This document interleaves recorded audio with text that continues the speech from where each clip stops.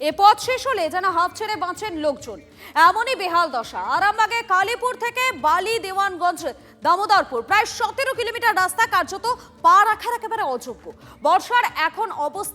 বর্ষার সময় আর সে কারণে এখন অবস্থা একেবারেই খারাপ। তৃণমূল আমলে একই কাজ হয়েছিল, মাথা খুঁড়েও এই প্রশ্নের উত্তর পাচ্ছেন না এলাকার বাসিন্দারা।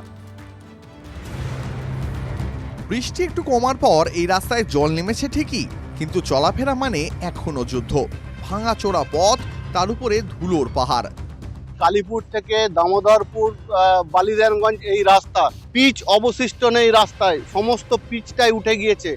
দীর্ঘ 8-9 বছর ধরে রাস্তার হাল এমনই অবস্থা। এলাকার মানুষজন ক্ষুব্ধ, বারবার প্রশাসনের কাছে আবেদন করেও এই রাস্তার কিন্তু হাল ফেরেনি। এত খারাপ রাস্তা আমি এর আগে দেখি, এই রাস্তাটা এত খারাপ। যখন বর্ষাকালে বৃষ্টি হবে এইখানে ডুবে যায়, ওইখানে কাটানগুলো সব ডুবে যায়, যে কোনটা দিয়ে গাড়িটা নিয়ে যাব সেটাই খুঁজে পাই। বৃষ্টি হলে 1 হাঁটু করে জল জমে যাচ্ছে রাস্তায়, আমরা রাস্তা পেরোতে পারছি না, আমাদের কোমরের যন্ত্রণা ধরে যাচ্ছে। যা অবস্থা, এই রাস্তা দিয়ে এলে যেন মনে হয় যে আর আমরা ফিরে যাব না। রাস্তার হাল যাওয়া যায় না, মাঠের রাস্তা বরং ভালো আছে। ভেবে দেখুন তাহলে এই রাস্তায় কেমন নাকানি চোবানি খাচ্ছেন স্থানীয়রা।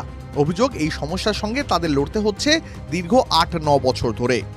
এই রাস্তার হাল ফিরবে কবে, সেই প্রশ্ন তুলেছে এলাকার মানুষজন।